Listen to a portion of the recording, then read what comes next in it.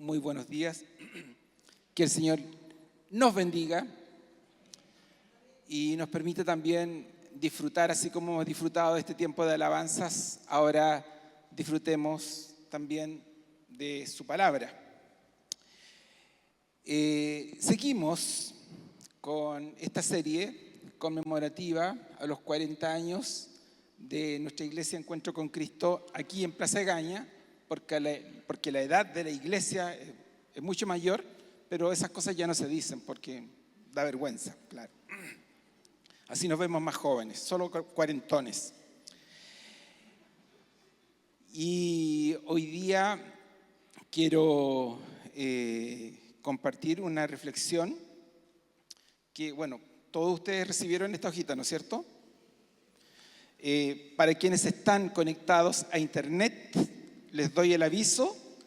La reflexión va a estar basada en Hechos capítulo 11 y todo el capítulo 12, para que tengan sus Biblias abiertas en sus respectivas casas, porque no van a aparecer las citas en el PowerPoint como acostumbramos a hacerlo. ¿Por qué entrego esta hojita? ¿Ya? Porque generalmente cuando uno usa, cuando a mí me corresponde usar el verso, y después cuando ya quiero hacer referencia al verso, ya no puedo acceder a la pantalla, y a veces nuestra mente no tiene la capacidad de retener el verso dentro de otros que ya han pasado por la pantalla. Entonces la idea es que tengan la hojita para ir comparando y también para ir evaluando si lo que estoy diciendo es cierto o no. Ustedes tienen que también examinarlo todo y retener lo bueno. Y espero que con la ayuda del Espíritu de Dios en esta mañana podamos tener un lindo acercamiento a un texto súper conocido. Algo de este texto lo trabajamos en el retiro de líderes que tuvimos hace algunas semanas atrás. Y el origen lo que produjo en mí el deseo de compartir una reflexión en este texto es una exposición del pastor Patrick Funk en la conferencia de Lausanne que tuvimos recientemente en Seúl, en donde participaron Gaby, Ezequiel y yo en representación de esta iglesia y de otras organizaciones. Y la verdad es que es su reflexión en un texto tan conocido que yo he leído tantas veces, a mí me impactó y espero poder transmitirle a cada uno de ustedes dos elementos de esta reflexión que espero también para ustedes sean de mucha bendición. Mientras suben mis dos ayudantes de hoy en la lectura de este texto, quiero contarles algunos tips para entender el contexto. En el capítulo 11, ustedes notarán en su hojita que puse la última parte solamente, pero Pedro está dando explicaciones a la iglesia respecto de otro fenómeno que está ocurriendo en la historia de la iglesia apenas ha llegado al Espíritu Santo, ¿ya? Que es ver que el Evangelio no es etnocentrista, no es propiedad del mundo judío, sino que el Evangelio está alcanzando a personas que no son judías, que en el contexto bíblico se les llama gentiles. O sea, cualquier persona puede ser alcanzada por la gracia de Dios, y Pablo está dando explicaciones en un ambiente un poco resistente. Algunos están contentos, emocionados, pero otros están medio dudosos, están medio complicados. Y entonces es ahí donde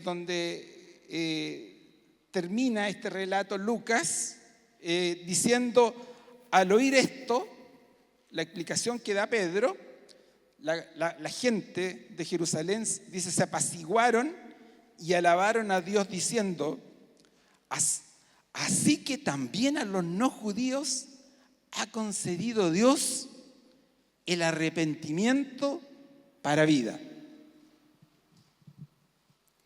Los que se habían dispersado a causa de la persecución que se desató por el caso de Esteban, llegaron hasta Fenicia, Chipre y Antioquía, sin anunciar a nadie el mensaje excepto a los judíos. Sin embargo, había entre ellos algunas personas de Chipre, de Cirene, que al llegar a Antioquía comenzaron a hablarles también a los de habla griega, anunciándoles las buenas noticias acerca del Señor Jesús. El poder del Señor estaba con ellos, y un gran número creyó y se convirtió al Señor. La noticia de estos sucesos llegó a oídos de la iglesia de Jerusalén, y mandaron a Bernabé a Antioquía. Cuando él llegó y vio las evidencias de la gracia de Dios, se alegró y animó a todos a hacerse el firme propósito de permanecer fieles al Señor. Pues era un hombre bueno, lleno del Espíritu Santo y de fe. Un gran número de personas aceptó al Señor. Después partió Bernabé a Tarso en busca de Saulo, y cuando lo encontró, lo llevó a Antioquía. Durante todo un año se reunieron los dos con la iglesia y enseñaron a mucha gente. Fue en Antioquía donde a los discípulos se les llamó cristianos por primera vez. Por aquel tiempo, unos profetas bajaron de Jerusalén a Antioquía. Uno de ellos, llamado Ágabo, se puso de pie y predijo por medio del Espíritu que iba a haber una gran hambre en todo el mundo, lo cual sucedió durante el reinado de Claudio. Entonces decidieron que cada uno de los discípulos, según los recursos de cada cual, enviaría ayuda a los creyentes que vivían en Judea. Así lo hicieron, mandando su ofrenda a los líderes religiosos por medio de Bernabé y de Saulo. En ese tiempo el rey Herodes hizo arrestar a algunos de la iglesia con el fin de matarlos. A Santiago, hermano de Juan, lo mandó a matar a espada. Al ver que esto agradaba a los judíos, procedió a prender también a Pedro. Esto sucedió durante la fiesta de los panes sin levadura. Después de arrestarlo, lo metió en la cárcel y lo puso bajo la vigilancia de 4 grupos de 4 soldados cada uno. Tenía la intención de hacerlo comparecer en juicio público después de la Pascua. Pero mientras mantenían a Pedro en la cárcel, la iglesia oraba constante y fervientemente a Dios por él. La misma noche en que Herodes estaba a punto de sacar a Pedro para someterlo a juicio, este dormía entre 2 soldados sujeto con 2 cadenas. Unos guardias vigilaban la entrada de la cárcel. De repente apareció un ángel del Señor y una luz resplandeció en la celda. Despertó a Pedro con unas palmadas en el costado y le dijo: «Date prisa, levántate». Las cadenas cayeron de las manos de Pedro. Dijo además el ángel: «Vístete, cálzate las sandalias». Así lo hizo, y el ángel añadió: «Échate la capa encima y sígueme». Pedro salió tras él, pero no sabía si realmente estaba sucediendo lo que el ángel hacía. Le parecía que se trataba de una visión. Pasaron por la primera, la segunda guardia y llegaron al portón de hierro que daba a la ciudad. El portón se abrió por sí solo y salieron. Caminaron unas cuadras y de repente el ángel lo dejó solo. Entonces Pedro volvió en sí y se dijo: «Ahora estoy completamente seguro de que el Señor ha enviado a su ángel para librarme del poder de Herodes y de todo lo que el pueblo judío esperaba». Muchas gracias. Pueden tomar sus asientos. Oremos. Dios amado, en esta oportunidad quiero pedir tu ayuda y la guía de tu Espíritu para que la reflexión de hoy nos inspire a una transformación en nuestro discipulado cristiano, en nuestras respectivas vidas. Lo pido en el nombre de Cristo Jesús. Amén. Para quienes ya conocen la historia que narra el libro de Hechos, llamado Hechos de los Apóstoles, pero quizás debería llamarse Hechos del Espíritu Santo, ¿no es cierto? Este libro nos narra que ya Cristo ha ascendido, le dice a sus discípulos que esperen la llegada del Espíritu. El Espíritu llega,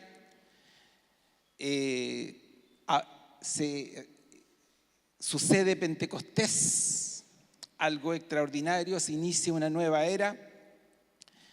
Todo iba tan bien en Jerusalén. El poder de Dios se manifestaba de una manera asombrosa. Milagros, sanidades. La gente podía hablar en lenguas distintas, de manera que los distintos residentes ahí podían entender el mensaje acerca de la buena noticia de Jesucristo. Jesucristo es el Señor. En fin, hay señales y maravillas asombrosas. Y sobre todo, la iglesia crece exponencialmente. Ya no son un grupo de discípulos que están encerrados en un cuartucho cuando aparece Jesús resucitado y les dice, pasa a vosotros, sino ahora dice que son miles. Y Lucas es enfático en decir, y cada día el Señor añadía a este grupo de personas cientos de personas que iban siendo salvos. Todo va súper bien. Y en esa oportunidad, cuando ocurre Pentecostés, en Hechos 2, 5, 6, se nos dice que estaban de visita en Jerusalén judíos piadosos procedentes de todas las naciones de la tierra. Al oír aquel bullicio, muchos corrieron al lugar y quedaron todos pasmados, porque cada uno los escuchaba hablar en su propio idioma. ¿Por qué recurro a este verso?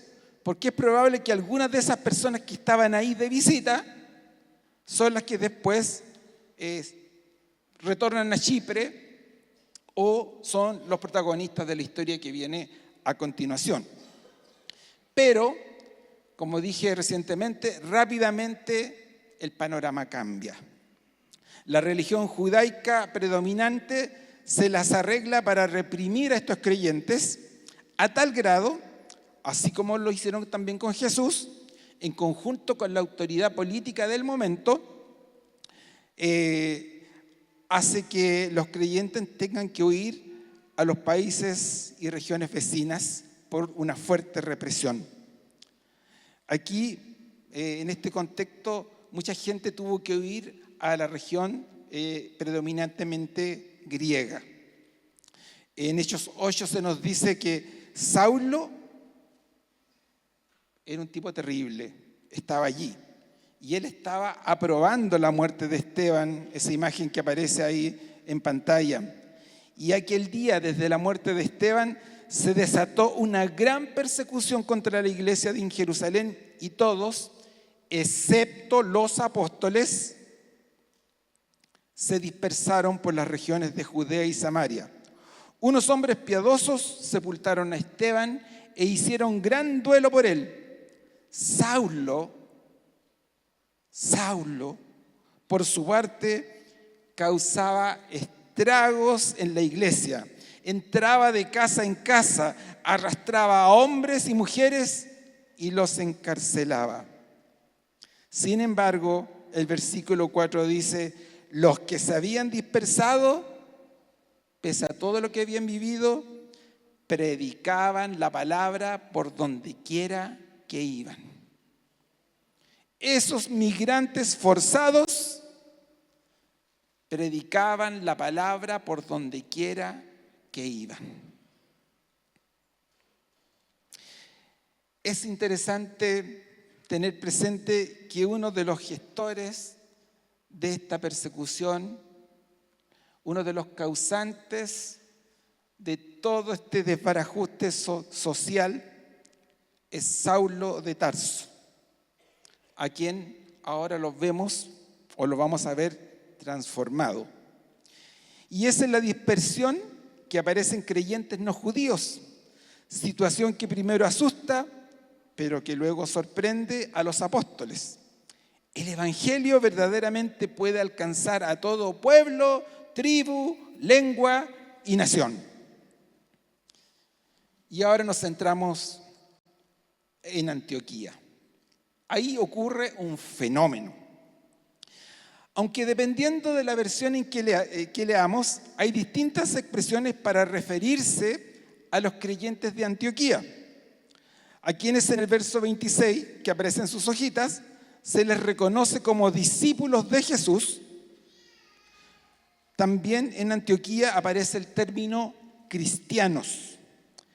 Y esta última palabra, la palabra cristianos, aparece muy pocas veces en el Nuevo Testamento, creo que 3, no más. Sin embargo, la palabra discípulos aparece cientos de veces. Hay que tomar nota de estos conceptos. De acuerdo al relato de Hechos, los discípulos de Jesús en Antioquía crecieron rápidamente. Un crecimiento guiado y sostenido por el Espíritu Santo. Sin embargo, en el contexto de Jerusalén hay un cambio drástico: prueba y persecución.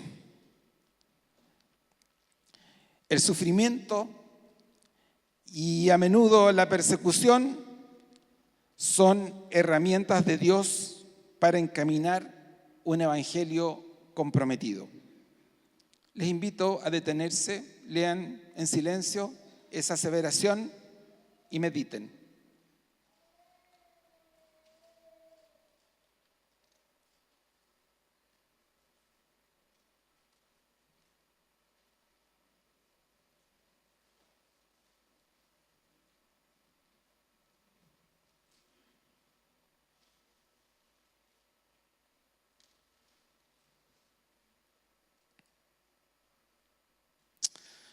No nos gusta hablar de sufrimiento, menos de persecución. Hay varios hermanos y hermanas hoy día en medio nuestro que han tenido que optar por la migración forzada, dada a la tensión que se ha generado en sus respectivos contextos. Y ellos me dirán: ay, Jorge, qué fácil es enunciarlo, pero otra cosa es vivirlo. Y qué bendición son ustedes para nosotros, pero los que no conocemos lo que es eso, debe ser una situación bastante difícil. Ya voy a entrar a ese punto, pero quiero hablar, basándome en el título, en el poder en los anónimos olvidados. Fíjense ustedes que cuando se describe la iglesia de Antioquía, se menciona a los que se dispersaron, los migrantes, que no fueron los apóstoles. Estos migrantes, a medida que avanzan, proclaman. Pese a estar viviendo el drama de tener que arrancar, de dejar su tierra, su lugar, su origen, su familia, en fin, hay dolor, hay sufrimiento, pero hay algo que les caracteriza. No han perdido el foco de su nueva vida, su fe en Cristo. Y donde van, chismean, hablan respecto de Jesucristo. Y en la medida que avanzan, proclaman. Y estos personajes son anónimos, son inmigrantes que fueron esparcidos por la persecución instigada sobre todo por ese tal Saulo de Tarso. Enfrentaron incertidumbre, enfrentaron inestabilidad, pero no dejaron de arder por el Evangelio. No perdieron el Evangelio de Jesucristo. Ellos, como lo dije recientemente, chismeaban el Evangelio, eran anónimos desconocidos, no celebrados. Ellos son todo un movimiento de personas clave que iniciaron un proyecto que no tendría fronteras. Si no hubiese sido por el ardor del Espíritu en ellos, hoy probablemente nosotros no estaríamos aquí. La historia de Antioquía es clave para encuentro con Cristo. Porque esta historia, lo que ocurre aquí en Antioquía, de alguna manera es un suceso, un fenómeno bisagra para lo que viene a continuación, un evangelio que se desencadena y desencadena en distintas partes del mundo, incluyendo el fin del mundo, Chile. Si bien Lucas, que es médico, es historiador, no pudo recoger muchos nombres, se centrará básicamente en el rol de Bernabé y luego de Saulo. Pero que no se nos olvide que si la iglesia de Jerusalén tomó nota de lo que pasaba en Antioquía, eso obedece al fervor de un grupo de anónimos que lograron organizarse y apostaron por una nueva estrategia vanguardista sustentada en el amor que ellos habían experimentado en Jesús. ¿Cómo no compartirlo con otros? Cuando llega Bernabé, la iglesia estaba armada. Cuando llega Bernabé, dice que sucedían cosas extraordinarias. Bernabé se emocionó, pero no se nos dice que él lideró eso. ¿Cómo que se organizaron? Y más encima fueron intrépidos, hablaron a los no judíos, tomaron iniciativa. No se sabe cómo ocurrió, quién fue eso, quién hizo eso. No se sabe quiénes fueron. Y aquí quiero hacer una mención a lo que implica el anonimato al que quiero referirme. Yo vengo provengo de una familia que conoció al Señor en una iglesia, en una denominación muy conocida en el país y en el mundo. Y mis abuelitos fueron protagonistas claves en la conformación de una de las iglesias importantes de esa denominación en el sur de Chile, sobre todo en las comunidades indígenas. Y en el centenario de esa organización salió un libro de la historia de la denominación. Y obviamente yo lo compré para buscar la página donde aparecían mis abuelitos.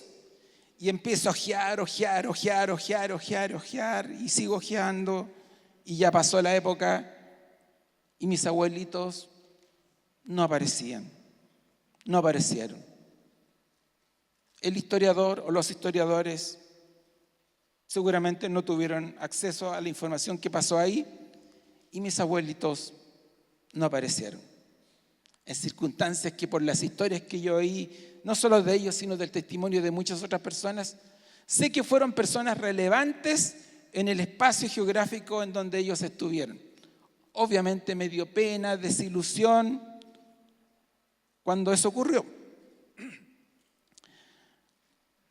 Mis abuelos pertenecen a ese grupo de anónimos, como los de Antioquía. Otra anécdota. Hace como 2 años atrás salió un segundo libro de la historia del movimiento de los grupos bíblicos universitarios en el mundo, y por lo que me dijeron, el periodo que abarcaba ese tiempo histórico alcanzaba a tocar el periodo en que a mí me tocó ejercer el liderazgo. Y obviamente accedí por algunos contactos que tengo en la organización a tener el libro antes que fuera impreso, y empiezo a hojear para ver dónde aparezco. Y adivinen.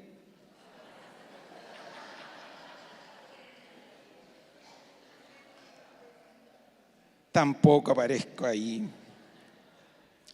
Les confieso que me dio pena, me dio lata, y también me dio pena porque varios de mis compañeros, colegas de otros países que tuvieron que vivir procesos históricos difíciles, tampoco aparecieron en esa historia. y obviamente los historiadores que están muy lejos del sur del mundo no tomaron nota, no supieron. Y también me generó un poco primero de rabia, envidia, debo reconocerlo, pecado, ya, soy un pecador. Y dije, bueno, será pues. Así que ahí el libro lo metí ahí en la biblioteca.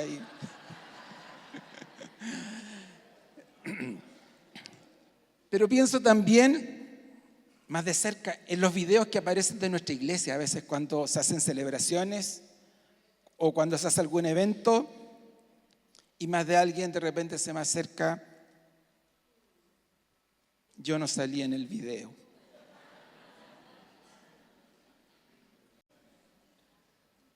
Y ahí logro entender y doy las excusas porque veo el esfuerzo que hacen los productores, los voluntarios que hacen estos videos, que de repente se les escapan imágenes y trabajan con lo que está más cercano, con poco tiempo, y es brillante lo que ellos hacen y hay que reconocerlo.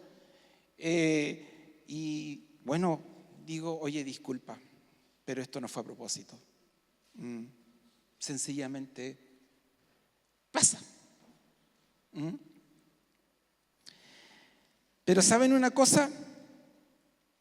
Y esto es algo que con Gaby y con Exe aprendimos de hermanos que viven la misión en lugares donde el evangelio se desarrolla de manera clandestina. El hermano Patrick nos decía, hay miles de millones que no aparecen en la historia del pueblo de Dios. No aparecen, pues viven para ser olvidados. ¿Pero para qué ser olvidados?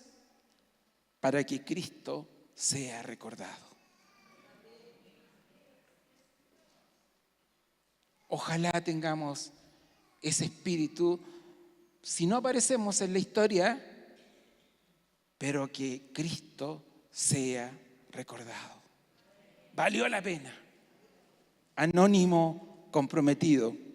Y por otro lado, también tengamos cuidado con la búsqueda de reconocimiento presente o nuestra propia gloria. Cambiemos el switch. Bienaventurados los anónimos, bienaventurados los últimos, pues ellos en algún momento serán primeros. Alégrense, sí, dice Jesucristo, de que sus nombres estén inscritos en el libro de la vida, en el libro de los cielos. Ahí sí que es peligroso. Si no están ahí, quiero decirles que están en un grave y existencial problema. Con dolor, por otro lado, estamos descubriendo, gracias a la ciencia histórica y por el profesionalismo de periodistas, que muchos, entre comillas, grandes hombres famosos de nuestro contexto cristiano, que han tenido una fama histórica renombrable, remarcable, hoy día los hechos de su historia han salido a la luz y hoy los avergüenzan en muchos libros de famosos. Así que tengamos cuidado también en aparecer mucho en los videos. Tengamos cuidado de que nuestros nombres aparezcan en muchos libros, en muchas publicaciones virtuales, porque también en algún momento, si no eres consecuente, si no eres una persona íntegra, fiel, en algún momento la verdad sale a la luz y así de famoso como eres, el porrazo puede ser estremecedor. Curiosamente, el crecimiento del movimiento de la iglesia primitiva, sobre todo en Antioquía, fíjense que no fue iniciado por un plan maestro o un master plan, ni por líderes carismáticos reconocidos, ni por una estrategia fantástica, sino por discípulos de Jesucristo anónimos, en situaciones de dificultad extrema, pero sin embargo tenían un compromiso férreo a Cristo. Eran radicales en su fe. Eran audaces e intrépidos. Eran discípulos y discípulas de Jesucristo. ¿Y cómo expresaban este discipulado a Jesucristo? No tienen miedo en proclamar el Evangelio. Estos discípulos temían o reverenciaban más a Dios que a los hombres. Su valentía surgió de un profundo temor de reverencia a Dios. Exudaban Cristo. Todos además estaban llenos de asombro. Era la característica de la iglesia primitiva, lo que nos dice Hechos en capítulo 2, versículos 43. Porque ellos tienen un cambio en su ética de vida. Y ellos dicen: es mejor obedecer a Dios antes que a los hombres. Hay un absoluto superior. Pero también reconocen la soberanía de Dios aún en las circunstancias difíciles. En una de las oraciones, cuando ya comienza la persecución y la hostilidad, una parte de la oración que hacen los primeros discípulos de Jesús dice: cuando lo oyeron, alzaron unánimes la voz en oración a Dios. Soberano Señor, creador del cielo y de la tierra, del mar y de todo lo que hay en ellos. A ellos claman: soberano Señor. Seguimos creyendo que tú eres el creador del cielo y de la tierra, del mar y de todo lo que hay en ellos. Y ahí recién empiezan a pedir. Tienen una convicción de quién es su Dios. Y ahí le piden audacia. Les dice: ahora, Señor, toma en cuenta sus amenazas y concede a tus siervos que el proclamar tu palabra sin temor alguno. Probablemente si hubiese estado en ese grupo habría pedido justicia, habría pedido: cuártales el camino, mándale fuego consumidor. Sin embargo, no. Estos discípulos dicen: sí, toma en cuenta sus amenazas, pero concede a tus siervos el proclamar tu palabra sin temor alguno. Como dice el himno famoso, ¿a quién no? Sin temor alguno, que Jesús nos ve. Piden también la misericordia de Dios para traer la sanidad y milagros. Por eso extiende tu mano para sanar y hacer señales y prodigios mediante el nombre de tu santo siervo Jesús, es lo que claman estos discípulos. Que el Señor nos permita ser portadores de una muy buena noticia: restauración a personas quebrantadas. Nuestra realidad chilena necesita hoy día de una salud integral y ver milagros en aquellas situaciones que nos sobrepasan. Y llevar esperanza a un mundo roto, a una sociedad chilena que hoy, comillas, da pena. Estos primeros hermanos están dispuestos a cruzar barreras culturales. El Evangelio se expande de manera geográfica, pero también cruzando barreras culturales. Los judíos, que en un comienzo están predicándole solo a judíos, tuvieron que ignorar ahora su etnocentrismo. Y varios de los judíos de Antioquía dijeron: ya, cortemos con esto, basta. Y como venían de Chipre y de Cirene y ya habían palpado la interculturalidad, ahora se atreven a compartir el Evangelio a los griegos. Y esa fue parte de una circunstancia intercultural obligada. Porque esto les permitió a ellos tener una nueva cosmovisión.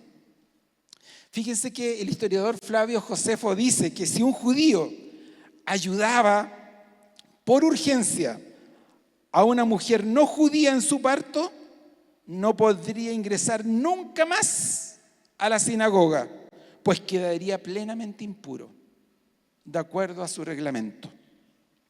A ese nivel de fundamentalismo había llegado el judaísmo de aquella época. Esto es súper importante considerarlo hoy, pues la mayoría de nosotros, si no todos, llevamos un bagaje cultural o histórico.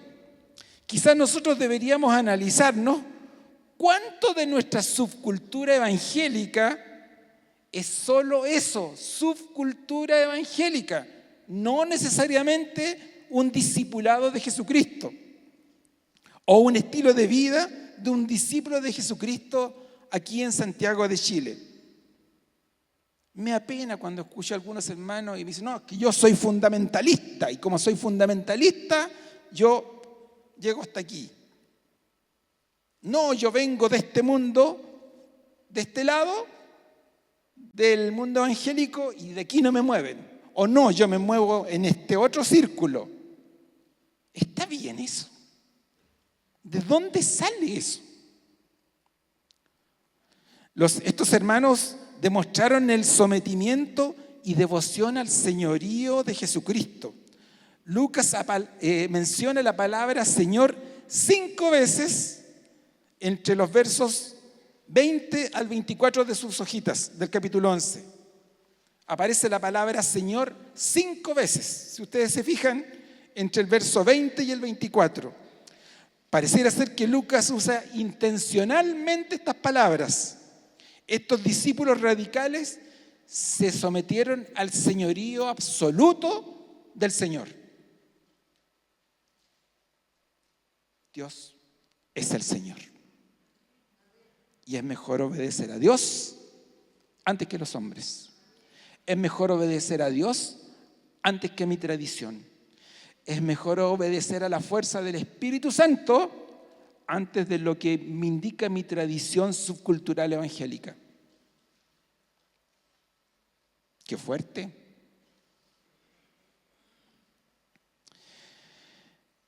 Ahora quiero referirme al poder en un discípulo o discípula fiel. Primero hablé de este poder, ¿no? En estos anónimos comprometidos, el poder en un discípulo fiel.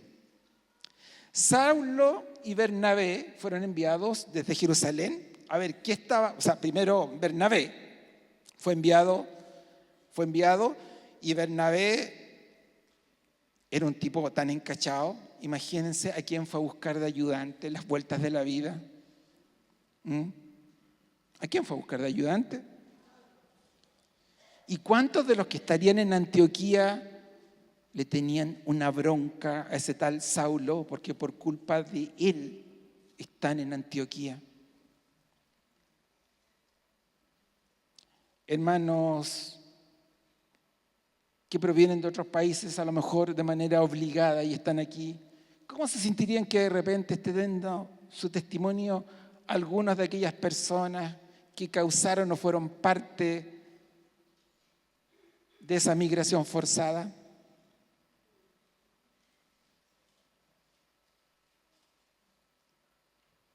Es complejo ver esto, es loco.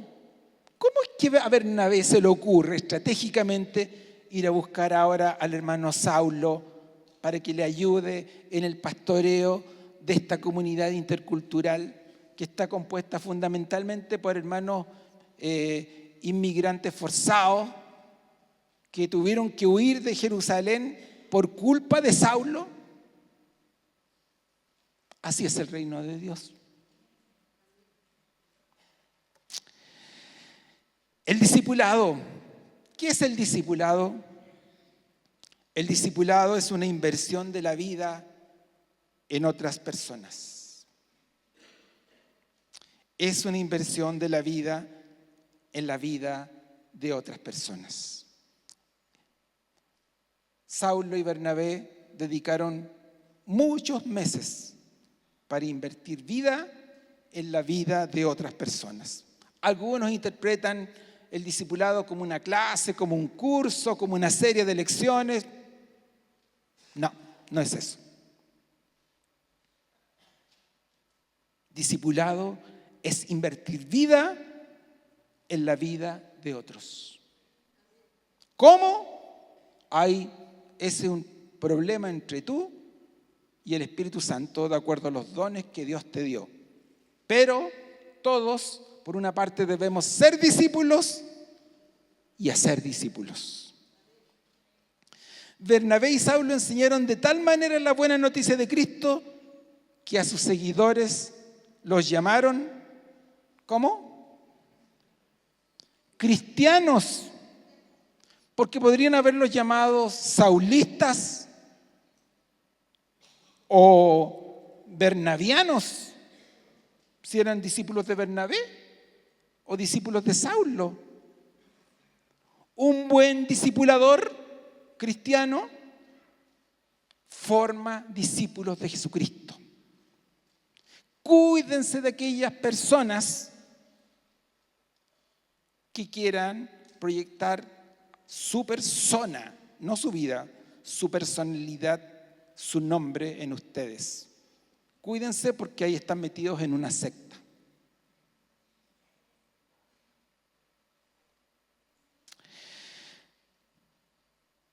Tenían además una fe robusta que permite hacer frente al sufrimiento y la persecución. ¿Cuánto ayuda un buen discipulado a tener una fe robusta en momentos de sufrimiento y persecución? Siendo inmigrantes, más encima no siendo aceptados por la sociedad pagana, probablemente con serios problemas económicos, problemas de idioma, etc. Sin embargo, su fe era robusta. Miren, y por otro lado, por una parte la iglesia avisoró un problema global y se preparó para ayudar en Antioquía.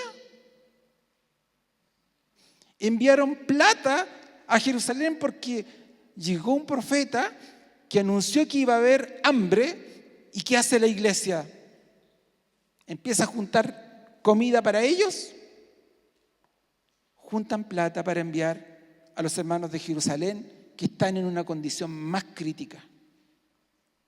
Una iglesia satélite enviando ayuda a la iglesia madre.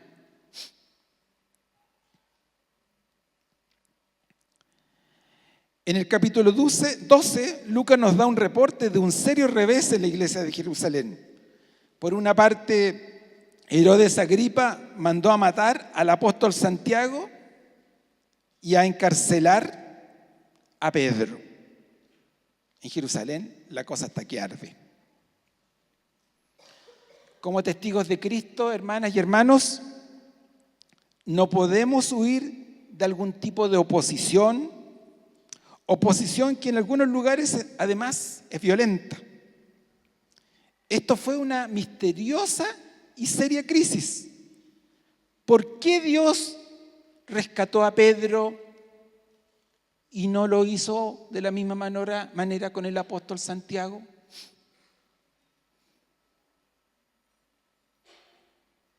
No tenemos respuesta.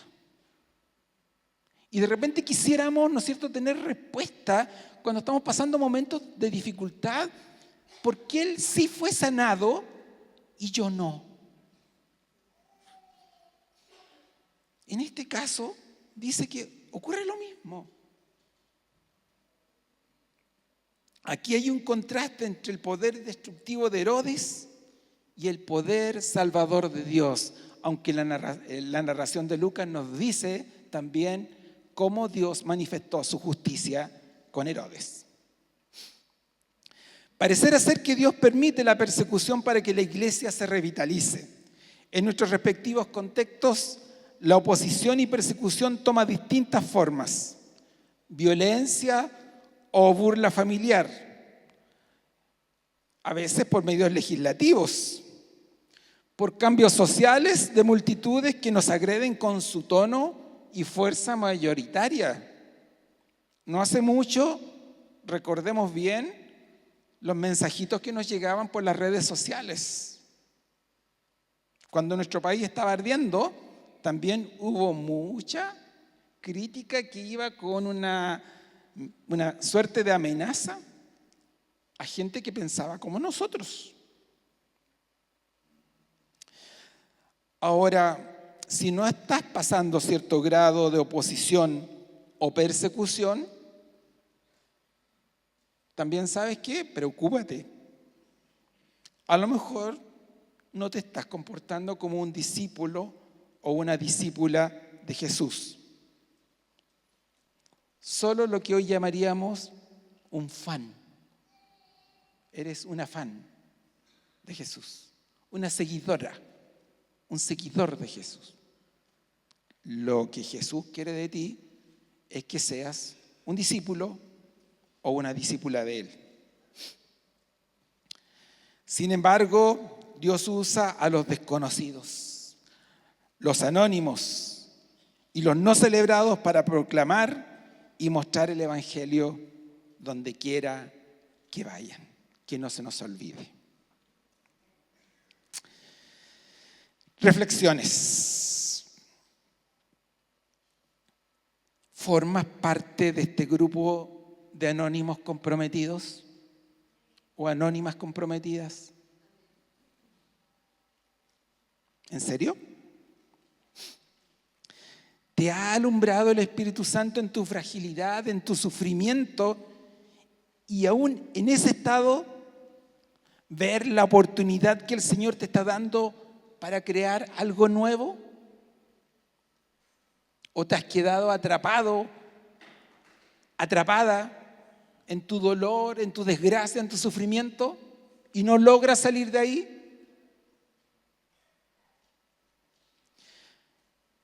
¿Transmites con tu estilo de vida, pese a las circunstancias difíciles por las que estás pasando, que tu creencia en Dios es fe?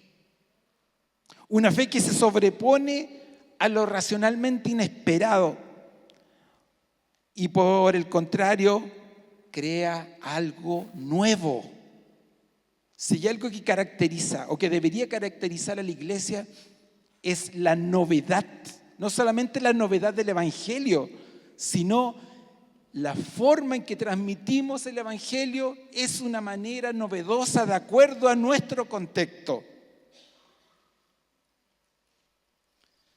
Ojo, además de ser un discípulo o discípula de Jesús, ¿hay alguna agenda escondida en tu participación en esta comunidad de encuentro con Cristo? A lo mejor la búsqueda de un protagonismo excesivo. Esa falta de reconocimiento que nunca tuve y quiero tenerla aquí. Poder para poder controlar a otras personas. Fama. Aquí hay un grupo numeroso. Estar aquí puede darnos esa posibilidad de ser famosos, salir en internet, también tener poder sobre algunas personas. ¿Cómo nos cuidamos de eso? Porque esa ha sido la debilidad de muchos de los líderes famosos. Si la historia, acuérdense, nos olvida, alegrémonos. Les animo a ser un anónimo o una anónima, pero comprometidos con el Señor.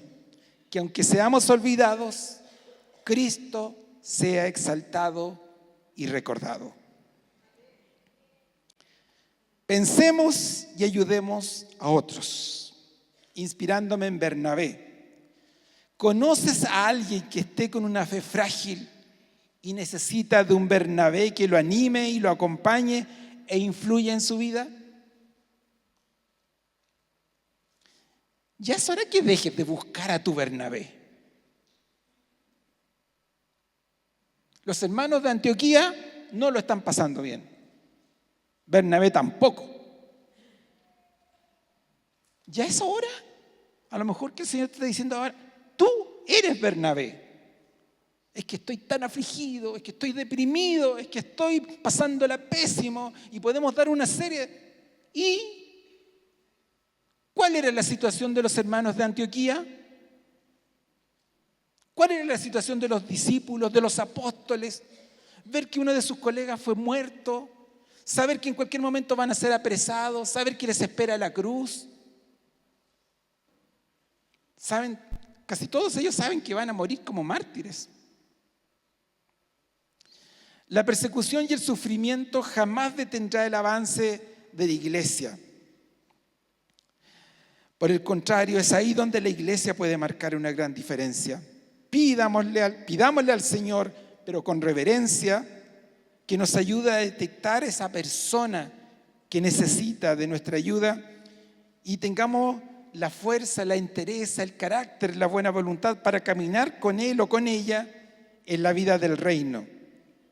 Los perseguidos y en dificultades nos ayudamos unos a otros. Vuelvo a recordar, discipular es influenciar drásticamente en la vida de otros. ¿Necesitamos ser discipulados? Sí, pero también necesitamos discipular a otros para conocer más a Cristo y para saber resistir en el sufrimiento y en la persecución. Para finalizar, una pregunta local. ¿Cómo ves a tu iglesia Encuentro con Cristo? Desde tu cosmovisión subcultural evangélica de la cual provienes, ¿cómo la ves? ¿O todavía mantienes esa inflexibilidad inquebrantable que traes de tu bagaje religioso? ¿O con la flexibilidad del amor a Dios, a la obra de Cristo, con su gracia y consciente de lo que puede hacer el Espíritu Santo?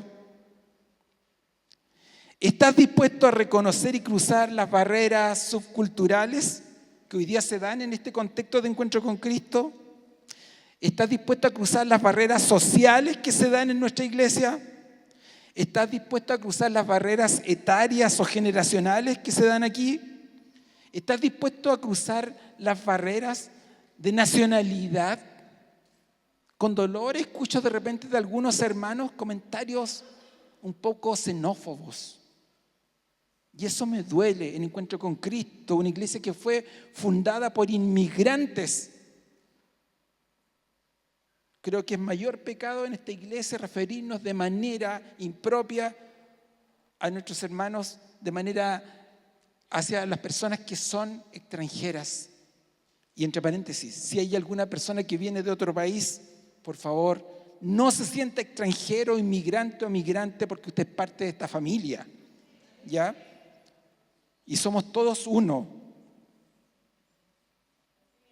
¿Estás dispuesto a cruzar también aquellas barreras o fronteras que hoy día todavía nos segregan a nivel de género y sexualidad? Con Gaby y con Ezequiel quedamos un poco desconcertados al ver que en muchos países todavía a la mujer se le segrega en las iglesias evangélicas a un segundo nivel.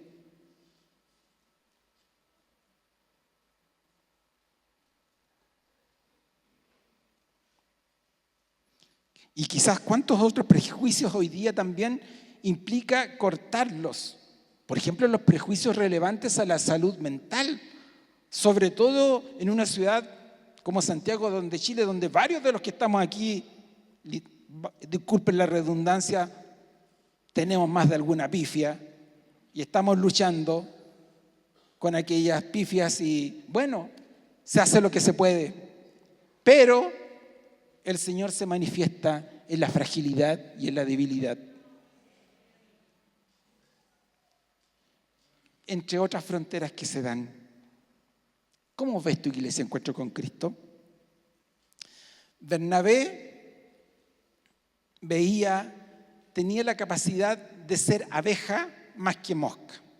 Ya Gaby contó el otro día una historia que también nos la contaron en Seúl.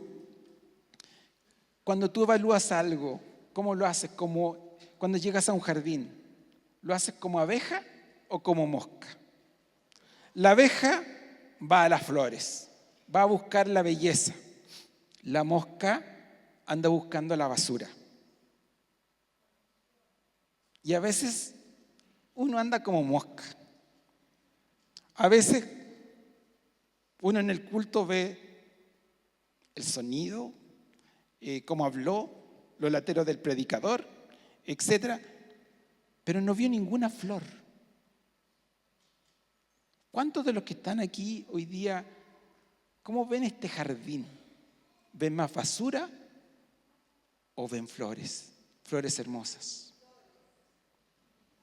Ojalá tengamos esa capacidad, ese espíritu de Bernabé, que logra ver algo distinto, se emociona y toma medidas para que esto sea mejor. Bueno, les invito a ponerse de pie.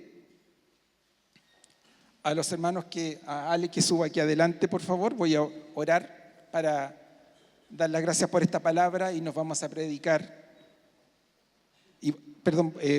Voy a orar y luego vamos a pasar a la ceremonia de Santa Cena. Les invito a orar.